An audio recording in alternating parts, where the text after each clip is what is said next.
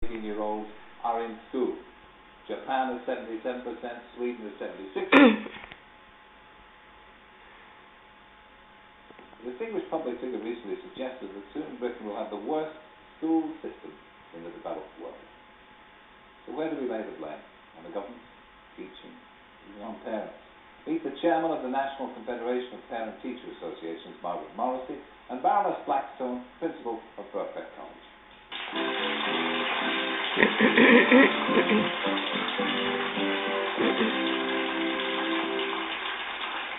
Margaret, if I talk to you first, we were talking a little bit about the parents. What do parents make of all this? I know I'm confused. Well, yes, exactly. Parents are very concerned, but they're equally confused. They listen to Klaus Moser, who tells them that standards are dropping, that we have the worst education system in the world. We must do something about it. A few weeks later, we hear the examining board telling us that they've got the best results they've ever had, and everything in the garden is rosy. So where does that leave parents? Who do they believe, and which one is right? What's the biggest worry?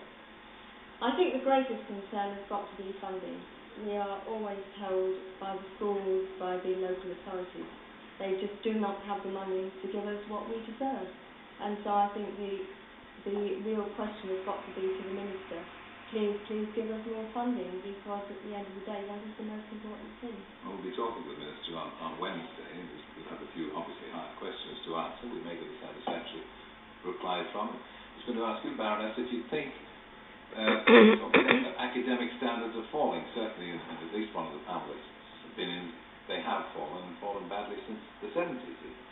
The real answer is that we don't know.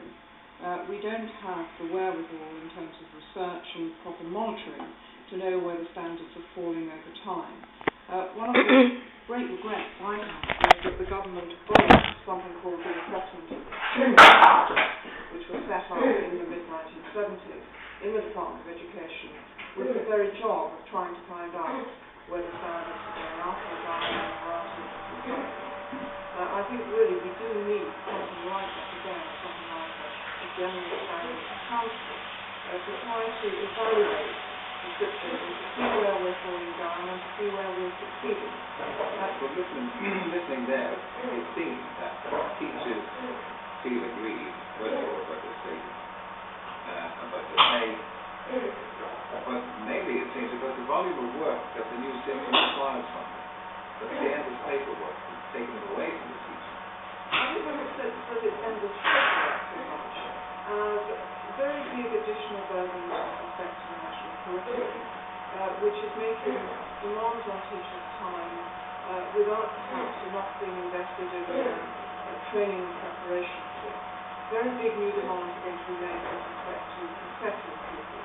There's almost too much change going on in a context where the morale of teachers is already low as a result of poor pay, as a result of declining standards as far as buildings are concerned. There is a £3 billion backlog of repairs to our school buildings. I don't want to see children in my people being educated in poor conditions, and teachers certainly don't want to work in those sort of conditions. So there is a very big resource problem. You don't want to get into the situation that one reason that all the time in a city America with respect to our